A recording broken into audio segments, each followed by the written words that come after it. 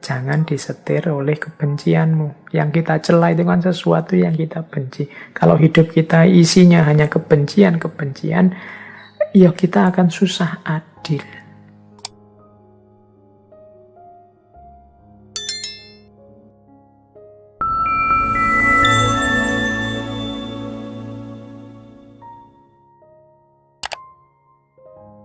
Assalamualaikum warahmatullahi wabarakatuh.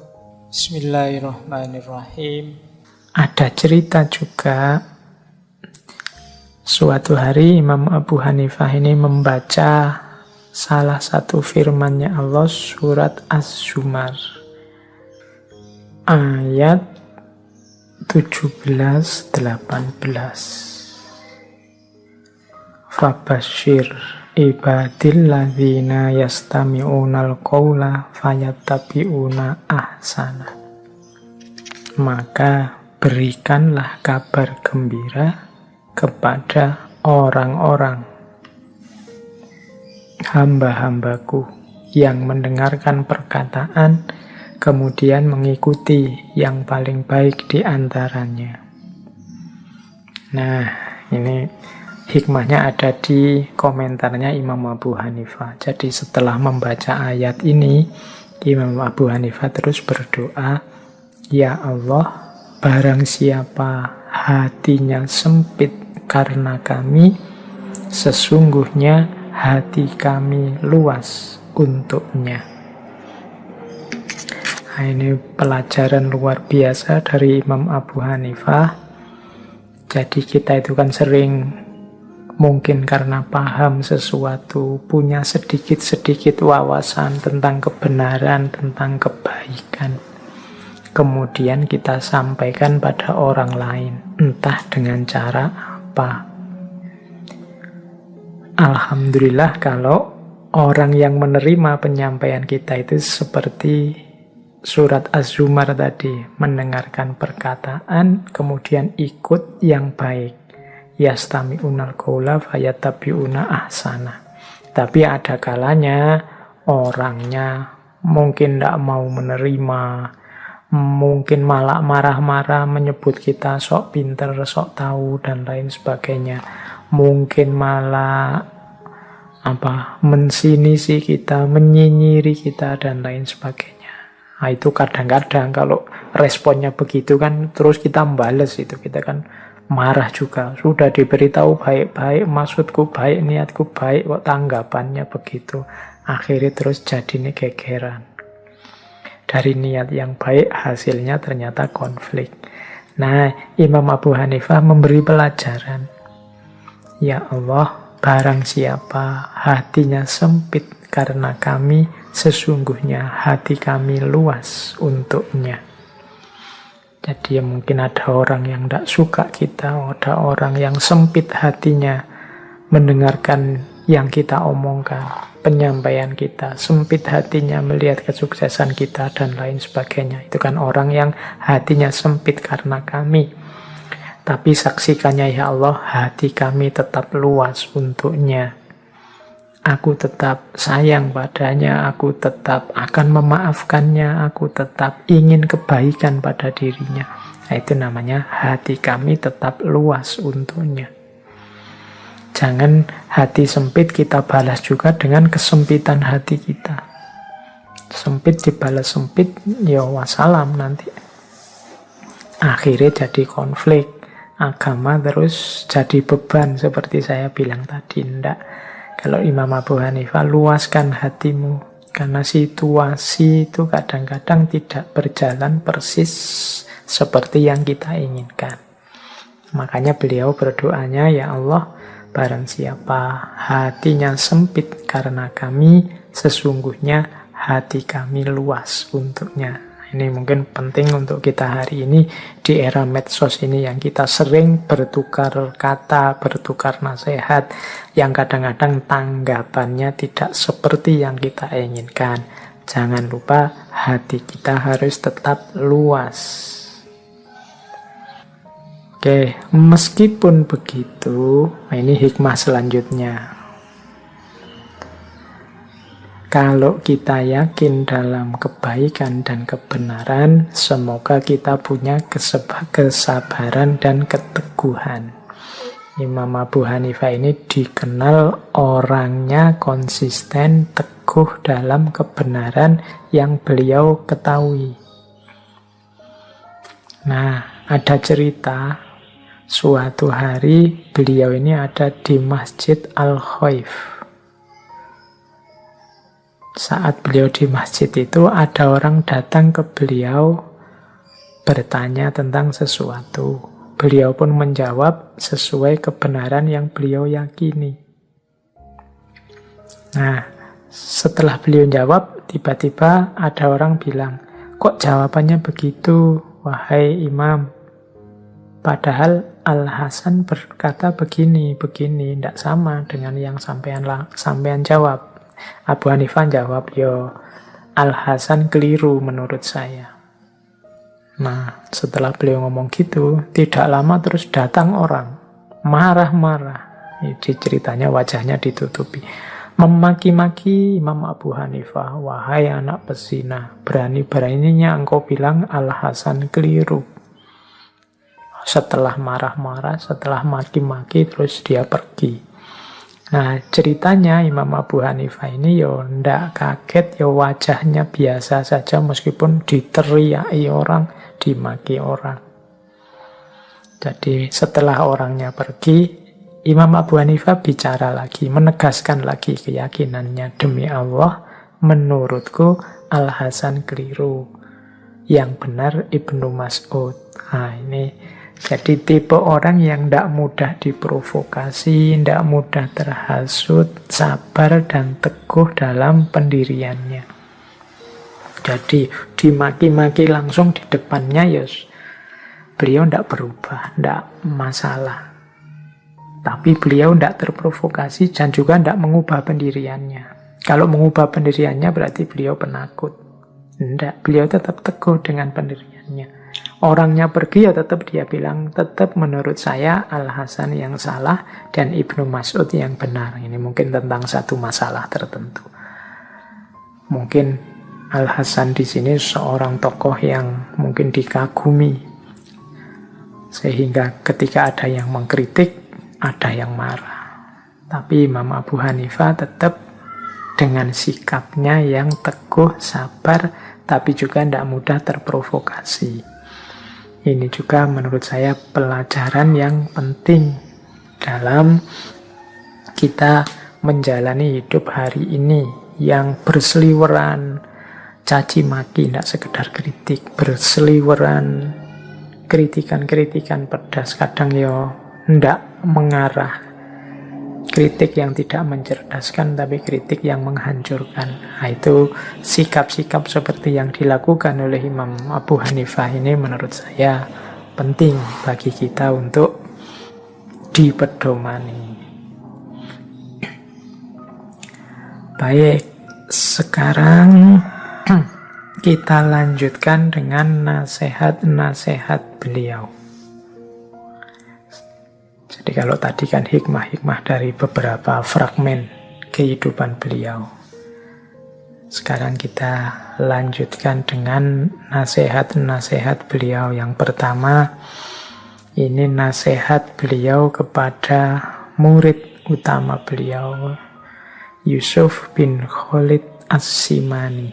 Ini nasihat kepada Yusuf bin Khalid As-Simani saat muridnya ini akan terjun mengabdi ke tengah masyarakat. Ya, nasihatnya panjang, sebenarnya saya potong beberapa saja untuk menggambarkan bagaimana cara menghadapi masyarakat yang dinasihatkan oleh Imam Abu Hanifah kepada Yusuf bin Khalid. Katanya Imam Abu Hanifah antara lain begini, "Jika engkau salah dalam berinteraksi dengan masyarakat, mereka akan menjadi musuhmu, sekalipun mereka adalah bapak dan ibumu. Tetapi jika engkau berinteraksi dengan baik, sekalipun mereka bukan kerabatmu, mereka akan menjadi seperti bapak dan ibumu." Jadi ini yang pertama menasehati, ya karena kita ini hidup di tengah masyarakat, ya kita harus berinteraksi dengan baik di tengah masyarakat, dengan masyarakat. Jangan mencari masalah, jangan bikin konflik di tengah masyarakat, jangan mancing yang membuat mereka tersinggung, membuat mereka marah dan tidak berkenan. Karena kita hidup di tengah-tengah mereka. Kalau kita tidak baik dengan mereka, mereka akan jadi musuh kita. Dan bermusuhan dengan masyarakat itu ya kiamat dalam hidup kita. Bahkan seandainya mereka bapak dan ibu kita sendiri. Itu kan juga orang-orang sekeliling kita. Jadi bahkan ibu bapak, kalau kita mempergaulinya tidak baik, ya bisa jadi musuh. Maka perhatikan pertama-tama interaksimu dengan mereka. Kalau engkau baik dengan masyarakatmu, meskipun mereka orang lain, bahkan mereka bisa menjadi seperti bapak dan ibumu. Itu nasihat pertama. Nasihat kedua, sebaiknya engkau mengikuti kemauan masyarakat. Sabar, baik budi, lapang dada. Berpenampilan baik, perbanyaklah memakai minyak wangi, lemah lembutlah. Jangan banyak mencela sehingga sulit berbuat adil. Peliharalah sholatmu, sodakohkanlah makananmu, karena orang bakhil tidak akan bisa dijadikan pemimpin. Kunjungilah orang yang mengunjungi kamu. Nah, ini pesan-pesannya Imam Abu Hanifah saat kita hidup di tengah masyarakat. Ikuti kemauan masyarakat. Jadi kita harus paham ini sebenarnya keinginannya masyarakat apa sih, kita ikuti. Mungkin berat, karena beberapa mungkin tidak cocok dengan kita. Tapi ya tetap sabar. Tetap baik budi pekerti kita dan lapang dada. Yang luas hatinya. Kemudian juga perhatikan penampilan. Perbanyak memakai minyak wangi dan lemah lembutlah. Wah, ini adabnya di tengah masyarakat. Biar masyarakat tidak lari, tidak menghindar, tidak muak melihat kita, ya tampil yang baik. Syukur-syukur nambah minyak wangi. Lemah lembut, tidak membentak-bentak, tidak marah-marah. Jadi kalau teman-teman jeli nasihat untuk lemah lembut itu ada di sangat banyak ulama, bahkan mungkin hampir semua. Karena memang Islam itu pencirinya salam, damai, lemah lembut. Oke, jadi ayo berinteraksi dengan masyarakat dengan baik, berpakaian yang pantas, yang sopan, syukur-syukur wangi-wangian dipakai biar mereka betah dekat dengan kita dan lemah lembut. Kemudian jangan banyak mencela. Kenapa? Kalau engkau banyak mencela, engkau akan sulit berbuat adil. Ini nama lain, jangan disetir oleh kebencianmu. Yang kita cela itu kan sesuatu yang kita benci. Kalau hidup kita isinya hanya kebencian, ya kita akan susah adil. Jangan lupa dukung interaksi yang baik di tengah masyarakat dengan unsur vertikal yang juga positif. Hubungan kita dengan Allah yang juga positif. Yaitu jangan lupa sholatmu. Peliharalah sholatmu. Terus sodakohkan makananmu. Karena orang yang bakhil tidak akan bisa dijadikan pemimpin. Kalau engkau pelit, orang tidak akan mau mengikuti nasihatmu, mengikuti tuntunanmu, apalagi menjadikanmu pemimpin. Wong dasarnya engkau pelit berbagi. Orang pelit itu kalau melakukan sesuatu, orang curiga. Jangan-jangan ada kepentingan dia ingin mengambil untung saja. Karena biasanya dia tidak mau berbagi. Dan yang terakhir, kunjungi orang yang mengunjungi kamu. Saling mengunjungi, silaturahim. Terus perlakukan manusia sebagaimana engkau memperlakukan diri sendiri. Ridholah seperti engkau ridho terhadap dirimu sendiri. Jangan membebani manusia sesuatu yang tidak mereka bebankan kepadamu. Kedepankanlah niat baik kepada mereka. Pakailah kejujuran, buanglah kecongkaan. Jauh-jauh. Jangan sekali-sekali engkau berkhianat, walaupun mereka mengkhianatimu. Pegang teguhlah kesetiaan dan takwa, maka Allah akan selalu bersama. Ini sebenarnya saya tidak perlu menjelaskan detail satu-satu. Insya Allah teman-teman saya baca saja sudah ngerti ya. Perlakukan manusia sebagaimana engkau memperlakukan dirimu. Kalau engkau tidak mau dimaki orang, kalau engkau sakit, dikritik orang secara semena-mena, hanya untuk menghancurkanmu, maka jangan engkau mengkritik orang semena-mena hanya untuk menghancurkannya. Kalau engkau tidak suka orang mengkhianatimu, jangan engkau khianati dia. Kalau engkau tidak ridho ada orang yang berbuat jahat padamu, ya jangan berbuat jahat pada mereka. Dan jangan membebani manusia sesuatu yang tidak mereka bebankan padamu. Jadi kalau masyarakat tidak menyulitkan kita, ya mbok jangan menyulitkan mereka. Kita husnudzon saja, kita jujur pada mereka, tidak sombong, tidak mentang-mentang di depan mereka. Inilah sebenarnya kunci-kunci membangun kehidupan damai di tengah masyarakat. Ya kalau semua anggota masyarakat memakai prinsip-prinsip ini, ya insya Allah nanti kehidupan bersama kita di tengah masyarakat juga nyaman, aman, produktif. Kehadiran yang lain mendukung kehadiran kita. Demikian juga sebaliknya. Jadi ini yang dinasihatkan oleh Imam Abu Hanifah sebelum muridnya ini terjun ke tengah masyarakat. Jangan mentang-mentang pintar, jangan mentang-mentang sudah ahli, terus ingin menang sendiri di tengah masyarakat. Menyusahkan masyarakat, mungkin lewat tindakannya, mungkin lewat kata-katanya, mungkin lewat perilakunya. Wong kita ini hidup di tengah masyarakat. Jadi ini nasihat untuk menghadapi masyarakat. Nah, yang kedua, ini saya tidak tahu teman-teman akan setuju apa tidak pendapatnya Imam Abu Hanifah menghadapi penguasa. Oke, apalagi yang muda-muda nih yang masih meledak-ledak. Jadi Imam Abu Hanifah punya trik sendiri, punya tips sendiri untuk menghadapi penguasa. Katanya Imam Abu Hanifah, hormatilah penguasa dan junjunglah derajatnya.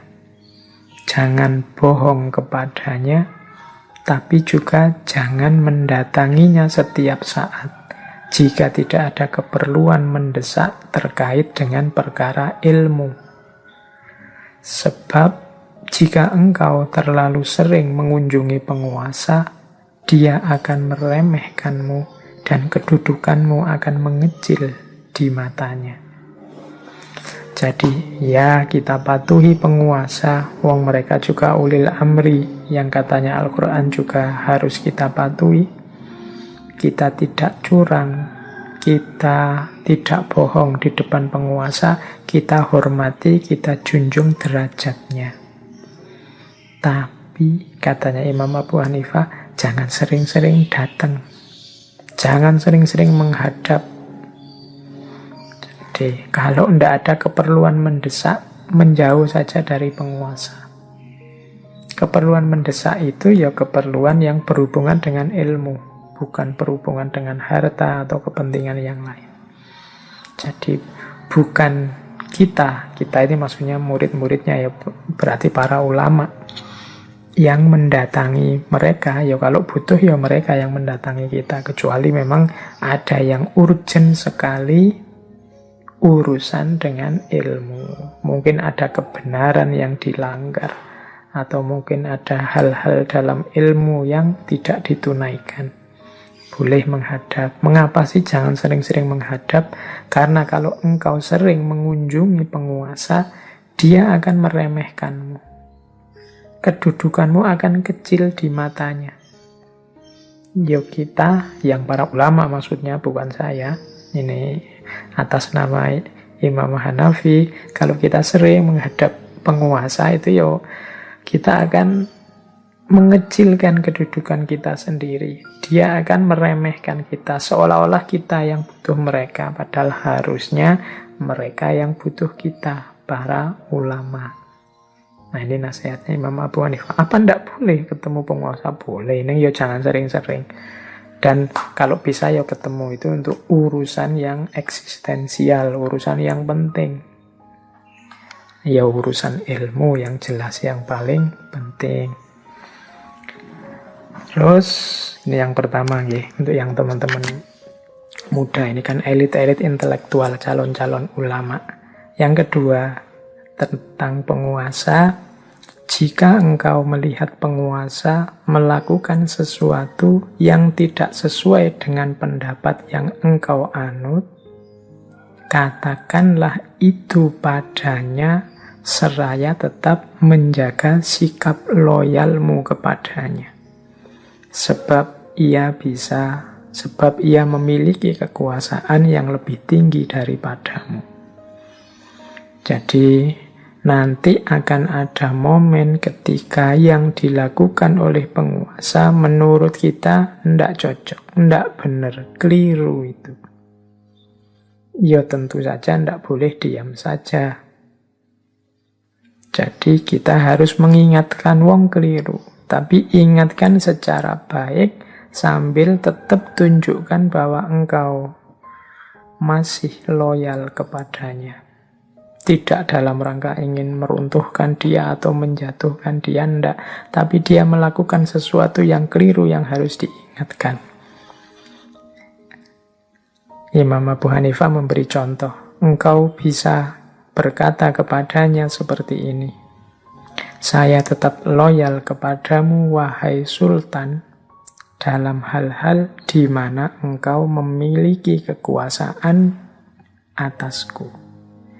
Tetapi tindakanmu tidak sesuai dengan ilmu dan pendapat yang aku miliki. Jadi ini adabnya, kalau versinya Imam Abu Hanifah, ya tegaskan bahwa ya jangan khawatir, aku loyal padamu, aku setia padamu karena engkau adalah pemimpinku, tapi ada tindakanmu yang menurut aku tidak cocok dengan kebenaran, dengan ilmu yang aku yakini. Nah, bla bla bla bla dan seterusnya. Tunjukkan di mana salahnya, tunjukkan di mana harus diluruskan. Itulah caranya menghadapi penguasa. Ya monggo, ini sebenarnya bisa diperdebatkan panjang. Misalnya teman-teman bisa ngeyel, lah iya Pak kalau pemimpinnya mau mendengarkan, kalau tidak mau mendengarkan, ya makanya carilah pemimpin yang mau mendengarkan. Khususnya ini kan para ulama. Jadi ini cirinya. Jadi pemimpin yang mau mendengarkan, ulama yang juga bisa mengingatkan dengan baik.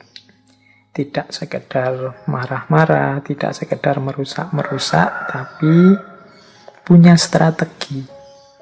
Karena kadang-kadang strategi itu lebih penting dalam rangka mensukseskan tujuan-tujuan kita besar atau kecil. Ini versinya Imam Abu Hanifah. Jadi setelah tadi bagaimana caranya hidup di tengah masyarakat, kemudian caranya menghadapi penguasa. Oke, ambil nafas sebentar. Boleh minum yang sudah siap-siap minuman. Oke, nah nasihat selanjutnya. Ini saya tidak tahu setuju apa tidak teman-teman yang belum menikah ini ya. Ini nasihat tentang mencari ilmu dan menikah. Mana yang didahulukan, mana yang dikemudiankan. Kalau ini versinya Imam Abu Hanifah. Ini menasehati murid-muridnya begini. Jangan engkau terburu-buru untuk menikah. Kecuali setelah engkau tahu bahwasanya engkau sudah mampu untuk bertanggung jawab memenuhi seluruh kebutuhan istrimu. Carilah ilmu dahulu sampai terkumpulkan. Barulah kemudian kumpulkan harta benda dari jalan yang halal. Setelah itu menikahlah. Jadi ternyata urutannya menurut Imam Abu Hanifah, ilmu dulu, baru harta, baru istri. Alasannya apa? Jika engkau mencari harta benda di saat mencari ilmu, maka engkau akan lemah dalam mendapatkan ilmu. Karena harta benda selalu mengajak untuk terus berniaga dengan orang-orang di sekitarmu. Dan engkau akan tersibukkan dengan urusan dunia juga perempuan sebelum engkau benar-benar mendapatkan ilmu. Jika itu yang terjadi, maka waktumu akan tersia-siakan. Dan engkau juga akan mempunyai banyak anak, keluargamu akan menjadi semakin banyak juga. Oleh karena itu, maka engkau sangat berhajat untuk memenuhi kebutuhan-kebutuhan mereka, sehingga akan membuat engkau meninggalkan ilmu. Jadi mudahnya nasihatnya Imam Abu Hanifah, ilmu dulu. Pak, saya cari ilmu sambil kerja. Ya mungkin kalau tidak sangat terpaksa, dahulukan ilmu. Karena kalau engkau mencari harta di saat mencari ilmu, katanya Imam Abu Hanifah, biasanya yang kalah ilmunya. Karena harta sering mengajak orang untuk tidak berhenti mengejarnya. Itu kan alhaakumut takasur hatta zurtumul maqabir. Jauh lebih sibuk cari uang daripada cari ilmu. Sehingga nanti ilmunya akan terkalahkan. Jadi cari ilmu dulu kalau memang memungkinkan. Setelah itu baru bekerja, cari harta. Setelah itu baru menikah, istri. Nah ini urutan ideal versinya Imam Abu Hanifah. Ya mungkin dalam kasus tertentu, di situasi tertentu tidak harus persis seperti ini. Tapi kalau memang bisa seperti ini akan bagus. Karena biasanya orang kalau sudah menikah, itu etos belajarnya juga tidak sama dengan sebelum menikah. Kalau masih bujang mungkin waktunya bisa lebih bebas, lebih longgar untuk memperdalam ilmu. Kalau sudah menikah ya mungkin tidak sebebas sebelumnya, apalagi kalau sudah ada anak. Jadi cari ilmu dulu, baru bekerja, baru menikah. Ya saya bilang ini bukan harga mati, tapi kalau bisa seperti ini ideal. Ya mungkin dalam kasus orang tertentu menikah dulu, mungkin dalam budaya tertentu bisa menikah dulu, kemudian baru cari ilmu, dan kerjanya yo bareng-bareng cari ilmu itu, dan lain sebagainya. Bagi saya pelajaran utamanya adalah rancanglah hidupmu secara baik. Jadi jangan asal dijalani atau jangan dicueki sak melaku-melakune, dirancang. Kalau kalian memang ingin mencari ilmu dulu, ya dirancang. Mencari ilmunya sampai batas apa, kapan, secara resminya. Terus kalau sudah sampai apa, kalian mengizinkan dirimu untuk bekerja. Kemudian kapan harus pernikahannya. Oke, jadi ini salah satu nasihat dari Imam Abu Hanifah agar kita merancang masa depan kita. Oke, terakhir, ini waktunya tidak lama lagi. Ada wasiat dari Imam Abu Hanifah kepada putra beliau yang namanya Hamad. Hamad ini nama yang sama dengan guru beliau. Wasiat ini kalau teman-teman ingin melihat muat di kitab Jami'ul Usul fil Auliya. Ada 20 nasihatnya Imam Abu Hanifah terhadap putra beliau. Ya cuma saya tidak bawa 20-20-nya, monggo teman-teman yang minat dicek sendiri. Saya bawa satu saja yang mengingat waktunya kita. Jadi ini mungkin wasiat yang ke-19 atau 20. Wasiat terakhir dari Imam Abu Hanifah. Jadi saya ambil satu ya. Wasiat untuk putra beliau. Katanya Imam Abu Hanifah kepada Hamad, hendaklah engkau berpegang dan bersandar pada 5 hadis yang telah aku seleksi dari 500.000 hadis. Nah ini, jadi Imam Abu Hanifah menasihati putra beliau dengan 5 hadis favorit beliau. Makanya ini yang saya cantumkan, tidak 19 yang lain, mungkin 19 yang lain. Silahkan teman-teman lihat sendiri. Insya Allah isinya baik-baik. Apa sih 5 hadis favoritnya Imam Abu Hanifah yang beliau menyeleksi dari 500.000 hadis? Yang pertama adalah innamal a'malu binniyat wa innama likulli imri'in ma nawa. Sesungguhnya amal perbuatan itu tergantung niatnya. Jadi ini teman-teman pastinya sudah ngerti ya. Jangan lupa niat yang baik.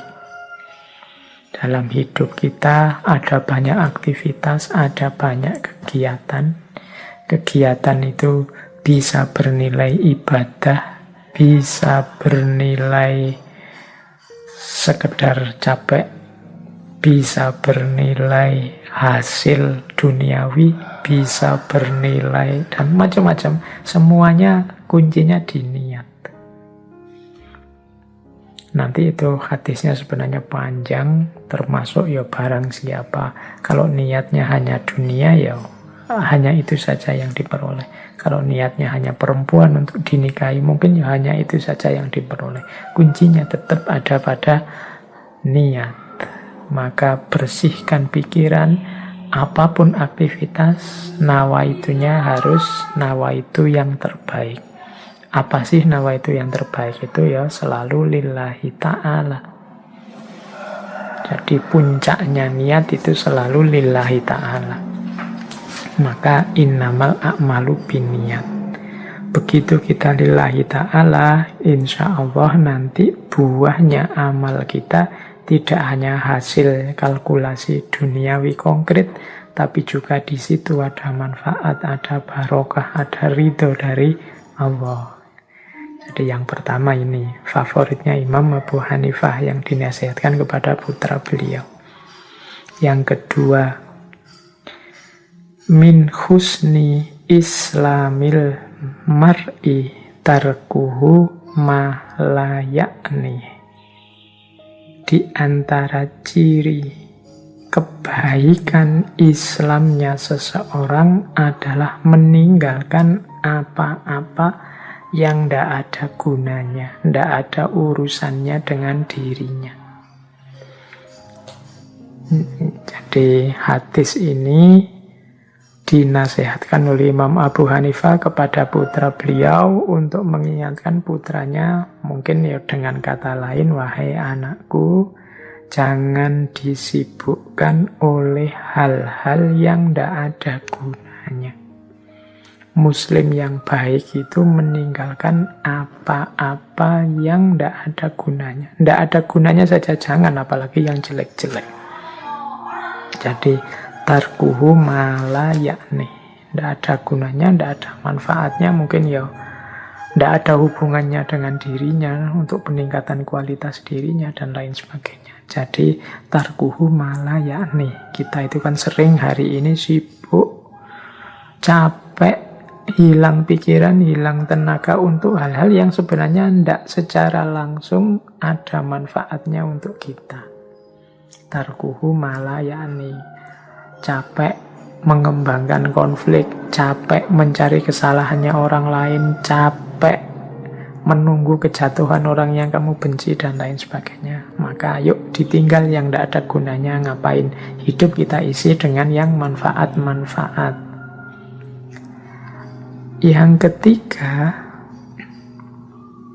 la yu'minu ahadukum hatta yuhibbu li akhihi ma yuhibbu li nafsi.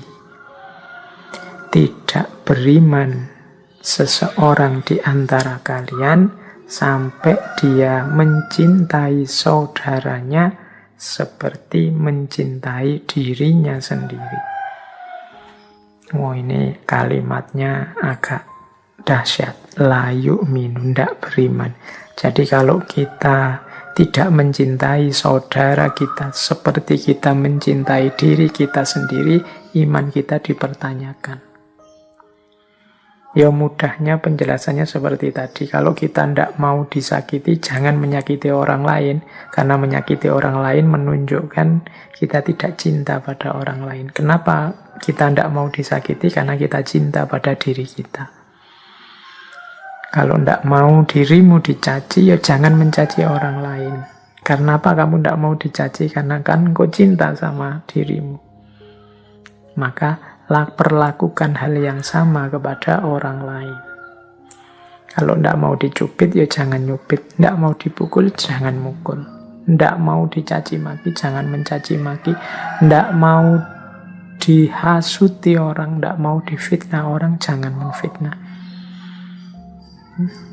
Kenapa? La yu'minu ahadukum hatta yuhibbu li akhihi ma yuhibbu li nafsi. Cintailah saudaramu. Maka peradaban Islam, peradabannya umat Islam itu harusnya isinya adalah orang-orang yang saling mencintai. Oke, bukan orang-orang yang saling memarahi, bukan orang-orang yang saling caci maki, bukan orang-orang yang saling mencari kesalahan, bukan orang-orang yang saling ingin menang sendiri. Kalau fenomena ini ada, berarti keimanan kita harus disempurnakan lagi. Hadis yang ketiga favoritnya Imam Abu Hanifah. Hadis yang keempat. Nah, ini nasihat untuk menjaga diri.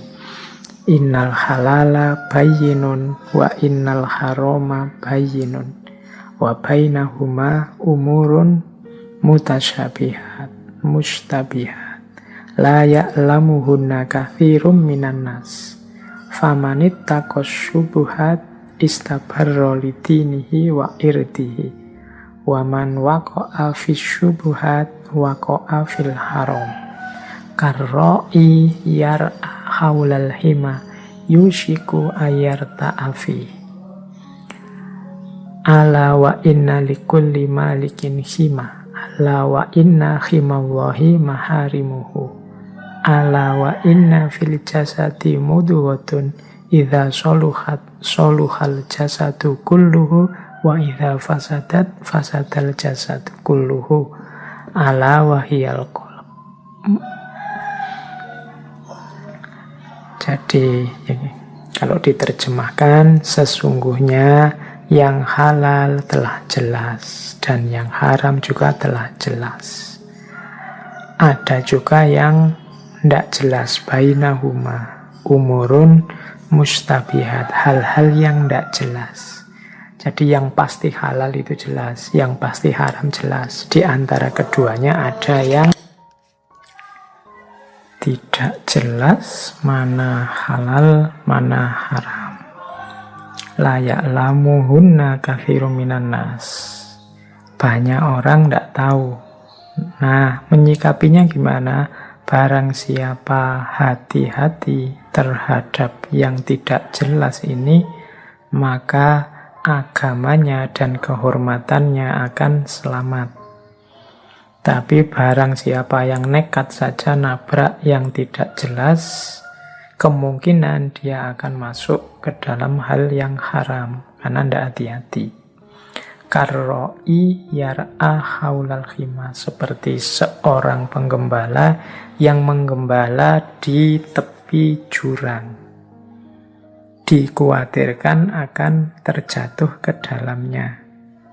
Jadi kalau ada yang meragukan ini halal apa haram, mending hati-hati dulu, jangan ditabrak saja. Khawatirnya ternyata memang haram.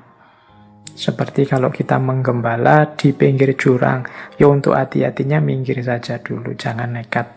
Kalau itu jurang beneran kan ya hasilnya fatal.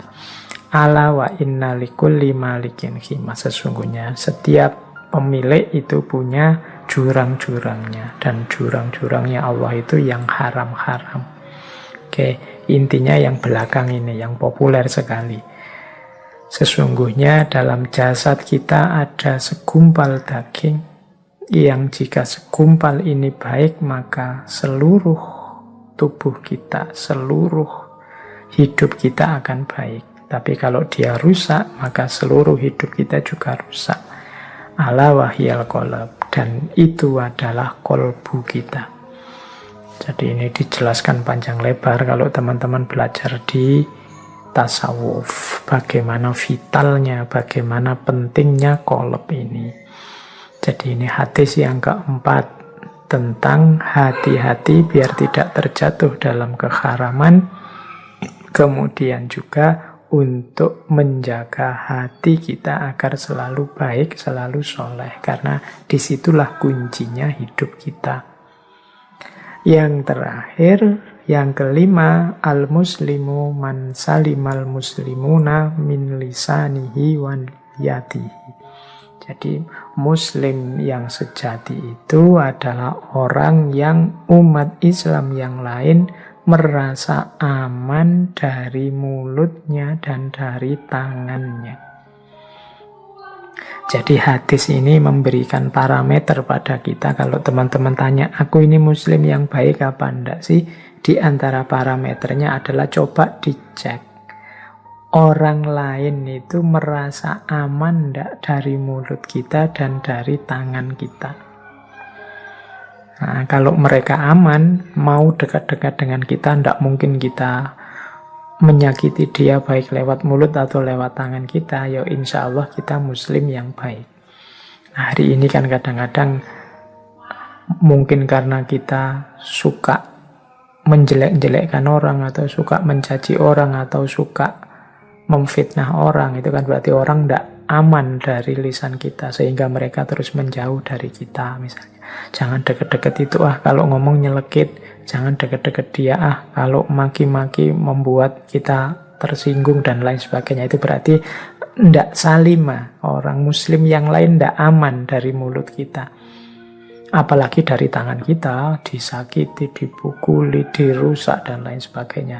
Kalau masih ada ini, ya berarti keislaman kita belum baik. Karena muslim itu cirinya adalah yang lain aman, nyaman, tidak khawatir tersakiti oleh mulut kita maupun oleh tangan kita. Nah, ini salah satu nasihatnya Imam Abu Hanifah kepada putra beliau.